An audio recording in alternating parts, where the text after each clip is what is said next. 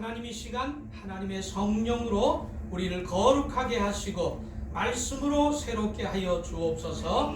예수님의 이름으로 기도 올리옵나이다. 아멘.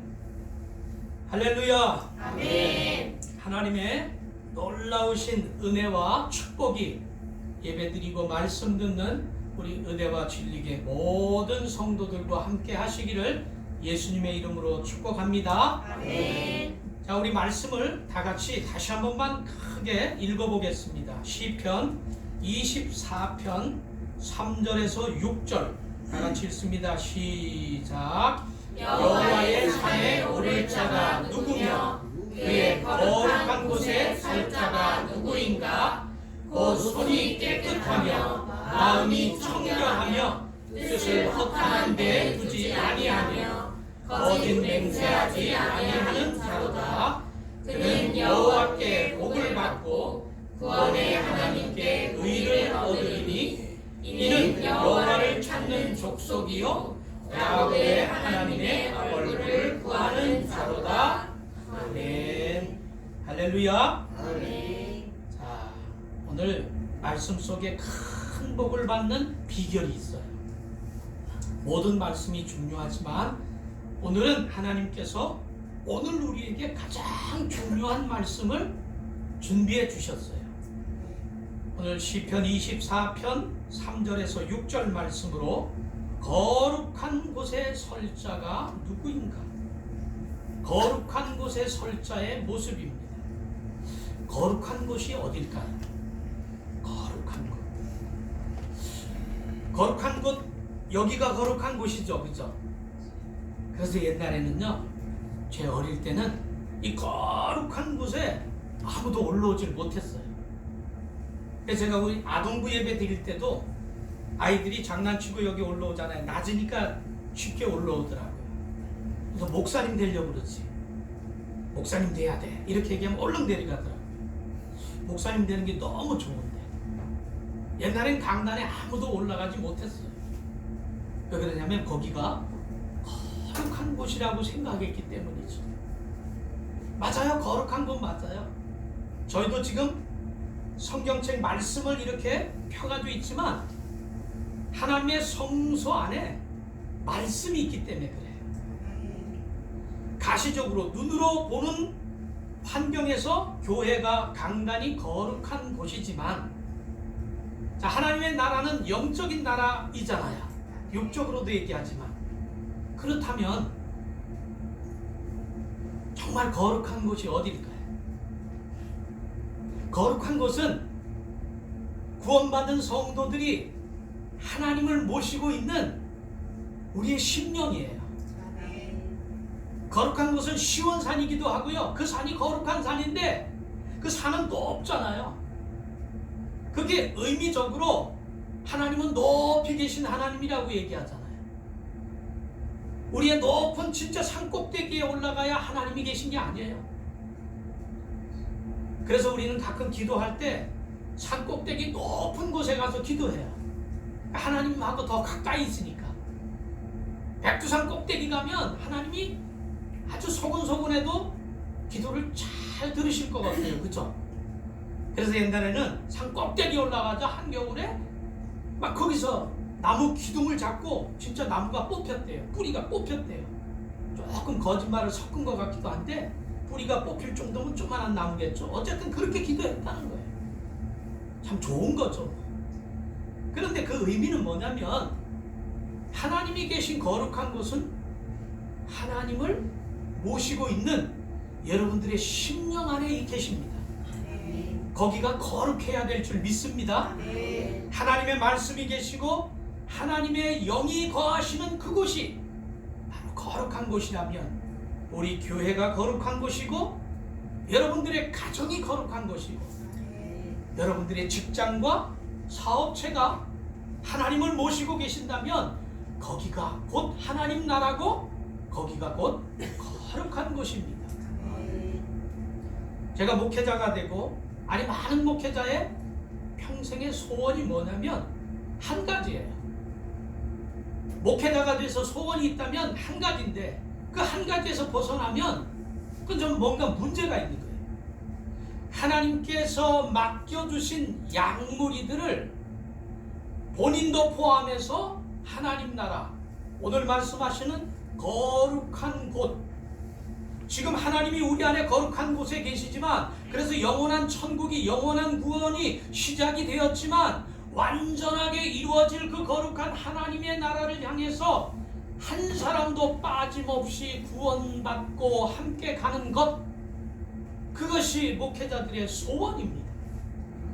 그런데 타락한 이 시대는, 물론 얼마나 많은 분들이 그렇게 살아가는지 모르지만, 말씀이 타락하고 말씀이 변질이 되어서 하늘의 말씀이 땅으로 떨어져서 그 거룩함을 추구하지 않고 세상의 말씀으로 변질되어서 하늘의 신령한 복을 말씀하시는 하나님의 복을 깨닫지 못하고 세상의 복을 향해서 달려가는 많은 사람들을 우리가 보게 됩니다. 저도 그렇게 자랐습니다. 수십 년을 그렇게 자랐습니다. 그러나 우리 은혜와 진리교회 성도 여러분, 정말 거룩하신 하나님께서는 우리에게 이 땅에서도 복을 주셔서 잘 되기를 원하시지만 거기가 끝이 아닙니다. 이 세상 속의 삶을 통해서 영원한 하나님 나라를 보게 하시는 줄 믿습니다. 하나님의 그 놀라우신 축복과 은혜가 함께 하시기를 예수님의 이름으로 축원합니다. 자, 오늘 거룩하게 설 자의 모습, 오늘 이 본문의 배경은 다윗이 법궤를 이방에게 빼앗겼어요. 법궤는 뭐예요? 하나님의 말씀이잖아요. 하나님을 모신 공간이에요. 그것을 이방에게 뺏겼단 말이에요. 하지마, 그냥 꺼지는가 봐. 이방에게 뺏긴 거예요. 자, 이방에게 뺏겼으면, 자, 그들의 삶이 얼마나 피폐했을까요? 하나님은 하나님의 백성의 하나님이심에도 불구하고 이방의 말씀을, 법궤를 뺏겼다? 그들의 하나님의 백성인데 하나님의 말씀에 순종하지 못하며 그렇게 살아갈 때 우리에게도 마찬가지예요. 하나님이 우리를 구원하시고 우리를 백성이라고 말씀하셨는데 우리가 그 말씀에 함께 하지 못하면 우리 안에 있는 말씀을 뺏길 수도 있다는 거예요. 그 말씀을 다시 찾아오기로 결정하면서 하나님 앞에 기도와 찬양을 올리는 모습이 오늘의 모습이에요. 그러면서 이 땅을 창조하신 하나님을 찬양하며 우리가 이 땅에서 어떻게 사는 것이 구원받은 자들의 모습인가, 이것을 알려주는 거예요. 그러니까 쉽게 다시 풀어서 얘기하면 거룩한 곳에 설 자의 모습은 구원받은 자들의 모습이에요. 그런 사람들은 어떻게 살아가느냐 말이에요. 자, 먼저 첫 번째, 손과 마음이 깨끗한 자예요. 자, 1번 같이 읽겠습니다. 시작. 손과 마음이 깨끗한 자, 이런 사람이 거룩한 곳에 서게 될 사람입니다. 다른 말로 얘기하면 죄 사함 받아야 한다는 말씀이에요. 손과 마음이 깨끗해야 된다는 거예요.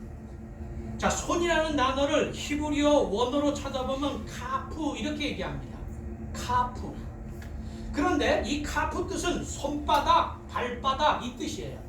손, 여기서 얘기하는 거룩한 손, 예? 손이 깨끗하며 이 손이 카프인데 이 말의 뜻은 손바닥, 발바닥이래요.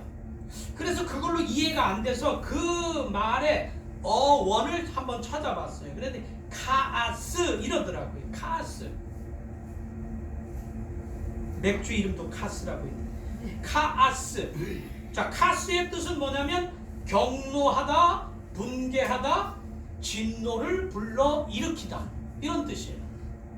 그래서 묵상하며 유추했더니 하나님의 백성임에도 불구하고 그들의 손과 그들의 발이 하나님을 경노하게 하고 하나님을 분개하게 하고 하나님의 진노를 불러일으키는 삶이 있더란 말이에요.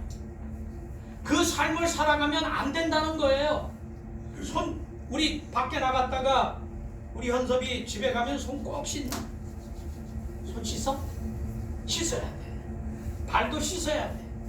여기에 균이 많거든. 그걸 입에 넣으면 감기 걸리고 병에 걸리는 거죠. 그죠? 그래서 늘 밖에 갔다 오면 우리 민족은요, 하나님이 세운 민족이 아무리 봐도 이스라엘의 그 문화와 우리가 얼마나 비슷한지요. 오후에 제가 그 부분에 대해서도 잠깐 말씀을 나눌 텐데, 우리 민족이 굉장히 비밀스러운 민족입니다. 하나님이 마지막 때를 위해서 세운 정말 이방의 예루살렘의 우리 민족입니다.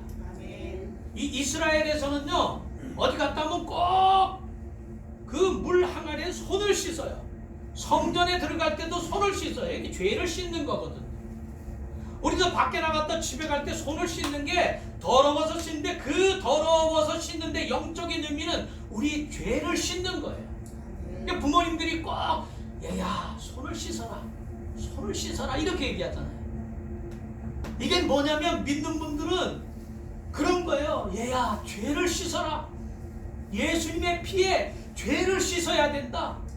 하나님을 격동시키고 하나님을 노하게 하면 안 돼. 이렇게 얘기하는 거예요. 사랑하는 성도 여러분, 하나님이 원하시는 깨끗한 손이 어떤 손일까요? 우리 이사야서 1장 15절에서 17절을 함께 읽어보겠습니다. 자, 다같이 읽겠습니다. 시작. 너희가 손을 펼때 내가 내 눈을 너희에게 가리고 너희가 많이 기도할지라도 내가 듣지 아니하리니 이는 너희의 손에 피가 가득하니라. 너희는 스스로 씻으며 스스로 깨끗하게 하여 내 목전에서 너희 악한 행실을 버리며 행악을 그치고 선행을 배우며 정의를 구하며 학대받는 자를 도와주며 고아를 위하여 신원하며 가부를 위하여 변호하라 하셨느니라. 하나님이 기뻐하시는 깨끗한 손은, 그 깨끗한 손이라는 말은 깨끗한 삶은 이런 뜻이거든요.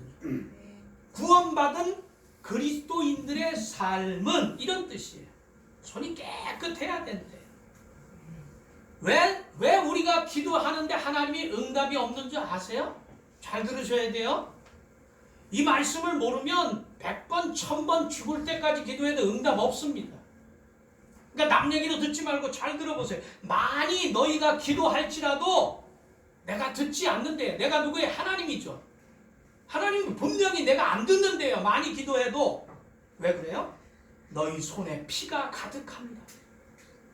사람을 죽여놓고요, 사람을 못살게 굴어놓고요, 그렇게 일주일 동안 깡패처럼 나쁘게 살아가면서 교회 나와서 주여 주여 복 달라고 기도하면 안 된다는 거예요.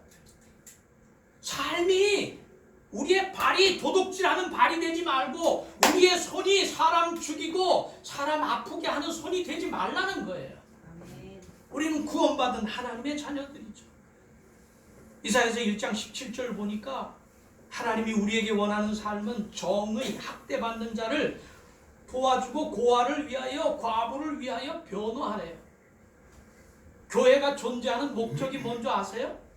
우리가 복받고 천국 가려고 이 교회, 은혜와 진리교회가 있는 것이 아니라 세상의 모든 교회는 선교와 구제입니다. 교회 존재 목적은, 교회는 구원받은 자들, 무리들의 모임이 교회예요. 근데 지금 그 교회가 변질됐죠. 교회, 여성교회, 남성교회 해가지고 선교회는 그 이름 자체가 선교예요. 선교로 출발하는데 지금 그 선교가 어떻게 변했죠? 친목계로 변했어요. 그죠? 친목 모임으로 변했다고요. 그리고 예수님이 성전 안에서 장사치들을 쫓아내고 뒤집어 엎었는데, 여성교회가 말은 선교하겠다고 장사를 하는데 그것 때문에 왜 이렇게 비싸게 파느냐? 뭐 그러면서 싸움 나고, 그저 여러 가지 문제가 발생돼요. 돈 많이 안 보내면 선교가 안 되나요? 선교사님들이 돈 많으면 정말 많은 영혼이 구원받나요? 그러면 하나님을 믿는 우리에게 하나님이 돈을 많이 주셔야죠. 장로님은 10억 주시고 권사님은 90억 주시고 이렇게 많이 목사님은 1000억 주셔야 될 거 아니에요. 그게 아니잖아요. 그죠?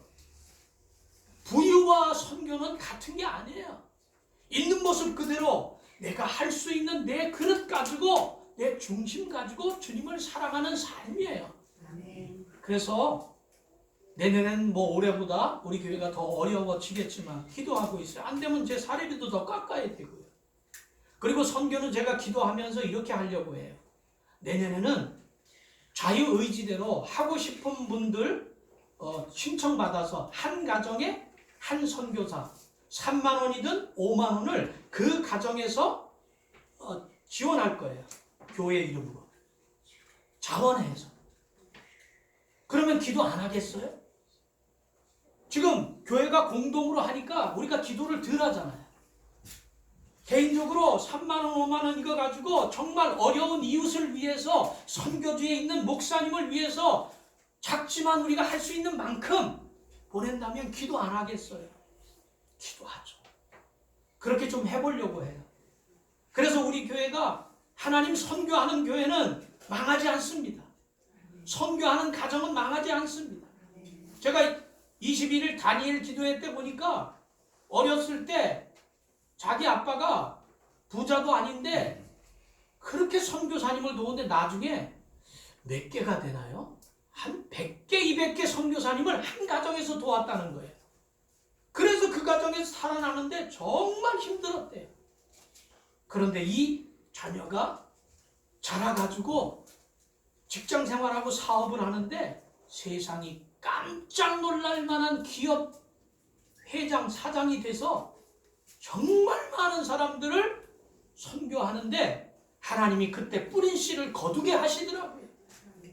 하나님은 우리가 정말 하나님 나라를 위해서 깨끗한 손으로 살아갈 때 하나님은 그 사람을 축복하여 주실 줄 믿습니다. 아멘. 마음이 깨끗한 마음으로 주님을 사랑하며 섬기시기를 축복합니다. 자, 두 번째요. 거룩한 곳에 서기 위해서는 먼저 손이 깨끗해야 된대요. 두 번째, 뜻을 허탄한 데 두지 않아야 한대요. 뜻을 허탄한 데 두지 않아야 한대요.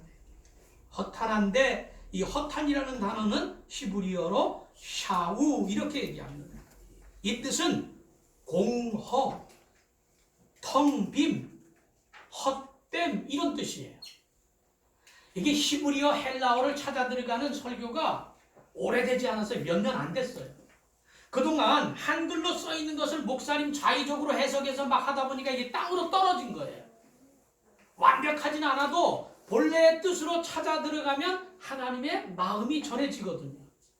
자, 공허, 텅 빈, 헛됨 어디서 많이 들었던 말씀 아니에요?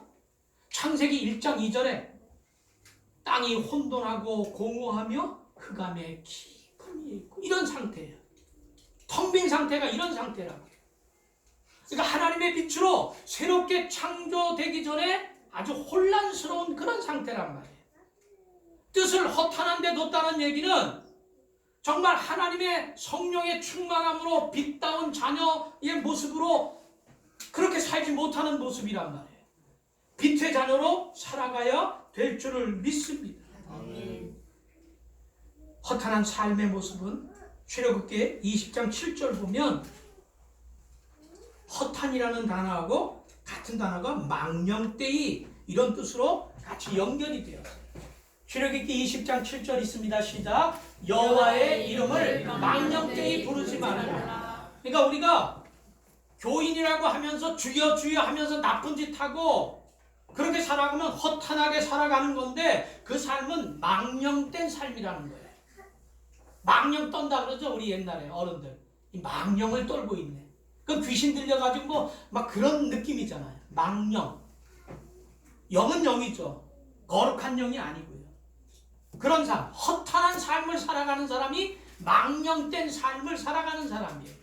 그런 사람이 창세기처럼 하나님이 빛으로 새 창조 받은 그 아름다운 모습이 아니라 어둠 속에서 교회는 나오지만 흑암 속에 어둠 속에 살아가는 그런 모습입니다. 예레미야 18장 15절 또 한번 같이 읽어볼게요. 시작. 내 백성이 나를 잊고 허무한 곳에 그냥 알아보아. 아멘. 자, 저런 삶이라는 거예요. 하나님의 백성이면 누구에게 예배를 드려야 돼요? 하나님께. 근데 저들은 분명히 잘 들으셔야 돼요. 구약의 이스라엘 백성은 성전에서 하나님께 제사를 드렸어요. 근데 자기들은 분명히 성전에서 제사를 드렸는데 하나님은 뭐라고 얘기하냐면 이 백성을 나를 잊고 허무한 것에 분향을 한다는 거예요. 저들의 마음의 중심이 하나님 앞에 있는 게 아니에요. 세상 우상을 섬기듯이 예배를 드리고 있는 중이죠. 제사를 드린단 말이에요.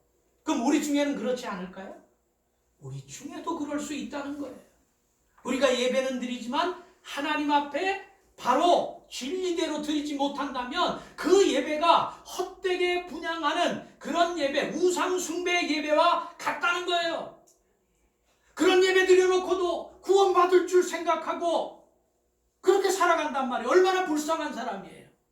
사랑하는 은혜와 진리의 성도 여러분, 그래서 예배 드릴 때 겉으로는 표현이 안 되지만 내 안에서 잠이 쏟아져도 딴 생각이 나도 영적으로 싸우는 거예요. 예배는 싸워 이겨야 되는 거예요. 악한 마귀는 말씀이 떨어지면 그걸 뺏어간단 말이에요. 우리의 뜻은 세상에서 참 잘 되기를 원하는 뜻이잖아요. 목회자들도 교회를 개척하면 저도 뭐 역시 비슷하겠죠. 교회가 부흥해서 막 큰 교회 되고, 물론 저는 평신도 생활을 좀 많이 했기 때문에 고민을 했죠. 하나님이 정말 기뻐하시는 주의 종 교회는 어떤 교회일까? 그러면서 그 고민 속에서 하나님, 세상 눈에 보이는 것 쫓아가지 말고 정말 하나님이 부르신 그 길을 숫자와 관계없이 바르게 걷게 하여 주옵소서, 늘 그런 마음은 갖고 있어요. 그렇게 살진 못하지만. 며칠 전에 제가 어떤 목사님한테 간증을 들었어요. 그분이 간증을 하는데 목회를 열심히 잘하셔서 교회 건축을 했어요. 야, 교회 건축하면 성공한 거죠, 뭐, 그죠? 적어도 뭐 10억은 들어야 교회 건축하지 않겠어요? 성도들도 좀, 예? 한 100명은 되고 너무 행복했죠. 근데 그 교회에 어떤 집사님 한 분이 기업하는 집사님이 있었대요. 헌금도 많이 하고, 예? 그리고 봉사도 잘하던 집사님이 큰 기업을 다시 일으키는데 뭘 하는데 돈이 조금 부족했던 거예요. 목사님, 한 50억, 40억짜리 프로젝트를 하는데 지금 다 하고 지금 돈이 한 4천만 원 정도가 부족하다는 거예요. 이걸 좀 어떻게 좀 도와달라고 얘기하는데 참 난감한 거예요. 여러분, 저한테 돈 꿔달라 그러지 마세요. 저한테 그러지 않기를 축복합니다. 저번에 저기 그 어딘가 제가 호떡 사 먹으러 돌아다니다가 저만 만난 목사님 할렐루야 하고 성경책 읽고 이런 분인데 어느 날 가는데 목사님 10만 원만 빌려달래. 깜짝 놀랐어요. 없는데요? 통장에 10만 원 없네요. 없어요. 그리고 그 후로 거기 안 갔어요. 너무 미안하더라고요. 우리 교인도 아니고 언제 봤다고 10만 원을 빌려달라는 거예요. 그래서 그 후로는 제가 그냥 어떻게든지 뭐 대출해서도 줄 수 있어요. 그러면 제가 그 돈 받을 때까지 그분을 늘 부담스럽게 볼 수밖에 없는 거예요. 그래서 안 주고 아예 안 만나기로 했어요. 자, 우리 그 목사님이 고민했어요. 근데 그 목사님이 하는 얘기가 이 길게 보는 건 남자가 잘하는데 짧게 보는 건 여자들이 잘한대요. 그 여자 얘기를 잘 들으라고. 그 옆에서 사모님이 절대로 빌려주지 말라고 그랬다는 거예요. 정확히 3,800만 원인데 그걸 어떻게 이제 융통하고 빌려서 이자 비싼 거 뭐 2부짜리 이자 막 이런 거 해가지고 3,800을 빌려줬대요. 아니 근데 그 일이 안 되기 시작하면 꼬이잖아요. 그래가지고 그 회사가 40억짜리 회사가 부도가 나버린 거예요. 부도가 나서 그 돈 받을 사람은 목사님한테 돈 달라 그러지 이 사람은 점점 전화도 안 받지 교회도 안 나오지. 그러는 거예요. 근데 그 이자가 한 달에 80만 원씩 됐대요. 그 목사님은 그때 120만 원 사례비를 받고 있었대요. 물론 작은 돈은 아니에요. 120만 원에 80만 원 이자 내면 근데 이 사채는 막 늘어나잖아요. 나중에 얼마 안 됐는데 한 1, 2년 지나니까 그게 7, 8천만 원이 됐대요. 원금이. 그럼 목회가 얼마나 지옥이에요. 가정이 부인은 그래 막 쑤셔댈 거니 그만하고 내가 빌려주지 말라고 그랬는데 그렇게 내 말 안 듣더니 맨날 싸우잖아요. 저 뒤에서 인상 팍 쓰고 있을 거고 막 지옥 같은 거예요. 그래서 도저히 힘들어서 나 이제 목회 안 한다고, 이제 그만두겠다고 그 결정을 하고 내려놓고 기도원을 들어갔다는 거예요. 그래서 뭐 너무 힘드니까 금식도 잘 되더래요. 금식하며 기도하는 어느 날 새벽에 꿈을 꾸는데 어떤 목사님이, 아는 목사님이 작은 교회 두 목사님하고 대화를 하는데 자기 보고 얘기를 좀 해주라 그래서 그 목사님이 얘기를 하니까 그 목사님들이 아주 평안을 얻고 돌아갔다는 거예요.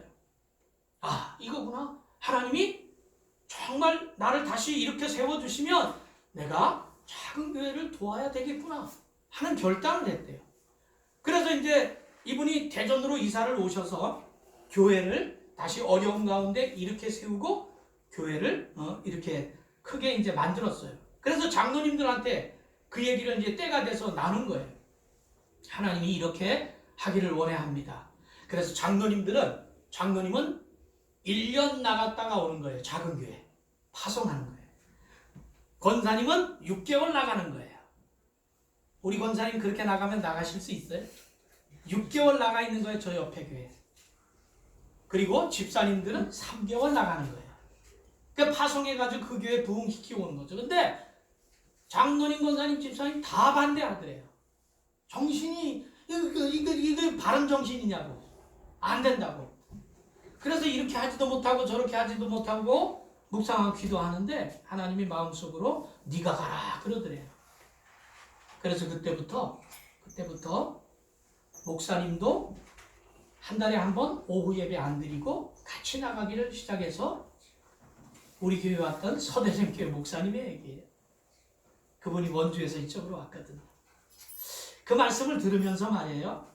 저도 그랬어요. 저도 사실 신학교 때 좀 남다른 생각을 가졌는데 하나님, 저도 개척하면서 나 어렵지만 정말 어려운 교회를 후원하면서 목회하도록 도와주세요. 막 그런 은혜를 주세요. 막 그랬거든요. 그러면서 정말 교회가 존재해야 되는 목적을 위해서 처음에는 똑같은 교회 건축을 하고 목회를 하지만 어쩌면 육신적인 부흥, 잘 되는 거 이런 걸 바라보는 거예요. 근데 하나님은 그걸 다 엎어뜨려요. 네가 쌓아 올리는 그 교회는 피라미드 같은 그런 교회라는 거죠. 세상적인. 그걸 싹 없애버리고 그리고 하나님의 은혜로 말씀으로 교회를 다시 세워가는 거예요. 사랑하는 성도 여러분, 목회자만 그럴까요? 성도들도 마찬가지. 여러분, 믿음 생활하는 어느 날 어떤 분들은 정말 믿음 생활 잘했는데 기업이 망하고 어려워지고 이런 일들이 생겨요. 그럴 때 제가 오늘 한 말, 이 말을 꼭 기억하셔야 돼요. 하나님은 하나님의 것으로 세워가기를 원하는 거예요. 하나님의 뜻 안에서 그 기업이 세워나가서 하나님이 부어주시는 놀라운 은혜를 누리기를 원하는 거예요. 그 교회 서대전 교회 저거 빚으로 샀어요. 빚이 엄청난데 많이 거의 다 갚았대요. 그리고 얼마나 자리가 좋은지 아파트를 그 앞에서 계속 짓는 거예요. 계속 짓는 거예요.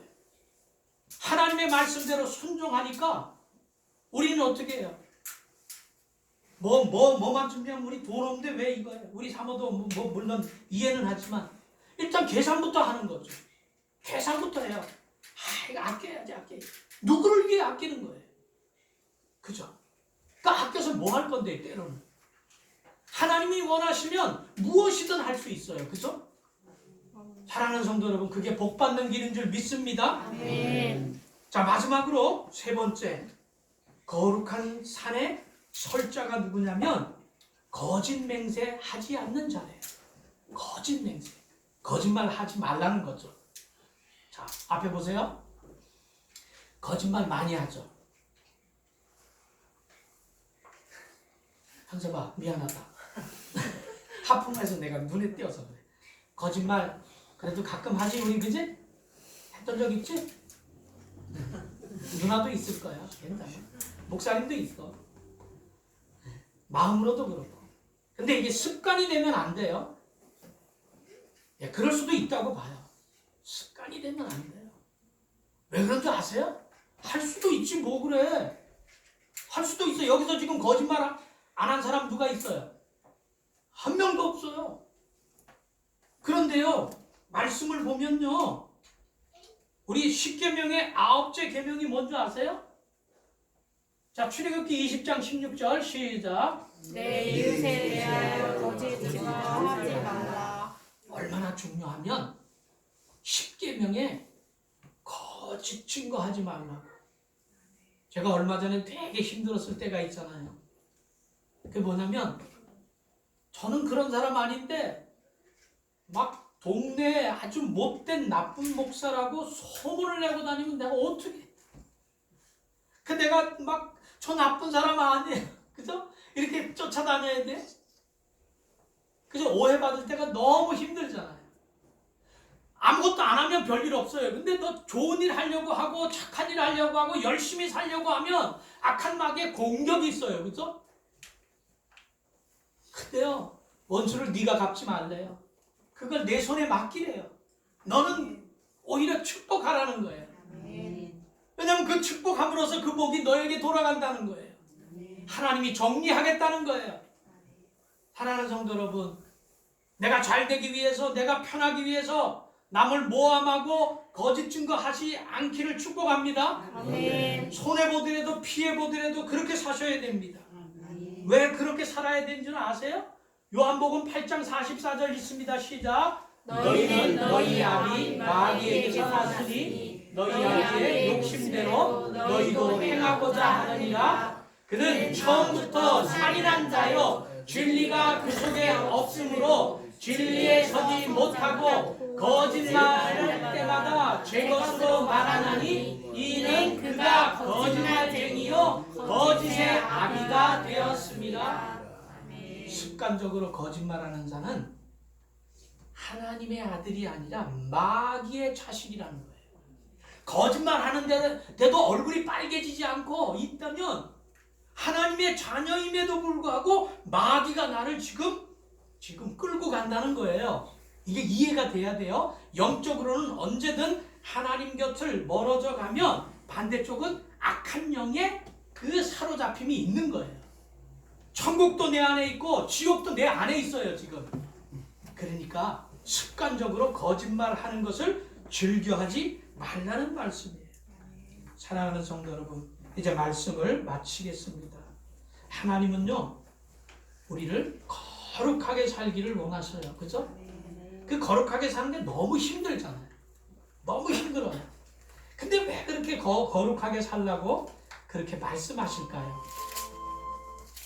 왜냐면 거룩한 자들이 천국 가기 때문에 그래요. 천국은요, 거룩하지 않는 사람은 한 사람도 없어요. 거기는 하나님하고 같이 살아야 되는데 거룩한 사람만 살 수 있단 말이에요. 그래서 그 거룩한 영원한 나라에 살기 전에 여기서 우리가 거룩을 연습해야 하는 거예요. 여기서 거룩이 즐거워지고 거룩한 삶이 낯설지가 않고 행복하고 그렇게 편안하게 사는 것을 여기서 우리가 훈련받는 거예요. 근데 우리 혼자는 안 돼요. 아무리 해도 안 돼요.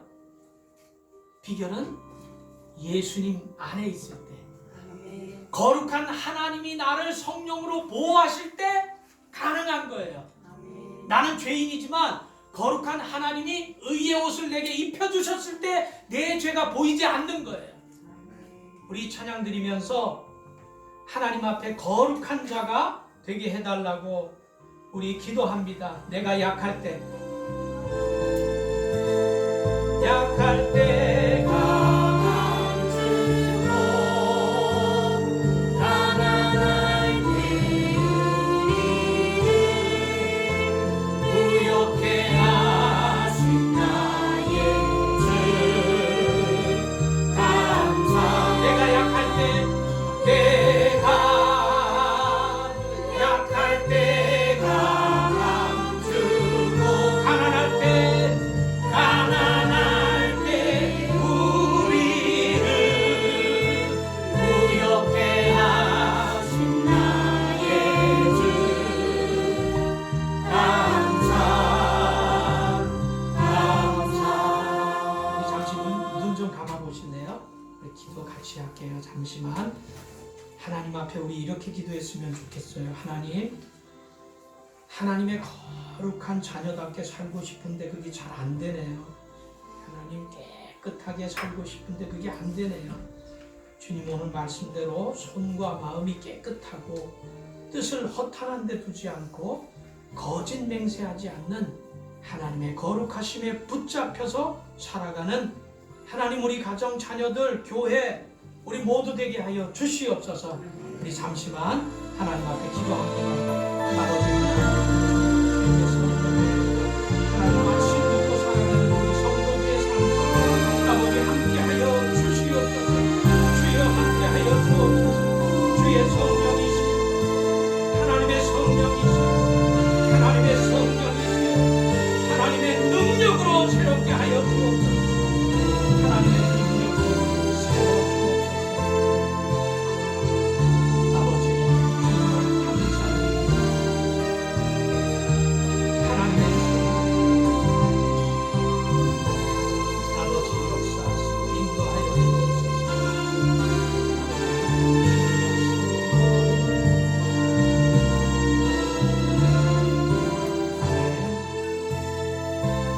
우리 다 같이 자리에 일어나셔서 마지막으로 이 찬양 부르고 축도로 예배 마치기로 하겠습니다. 다 같이 자리에서 일어나서 거룩하신 하나님 찬양합니다.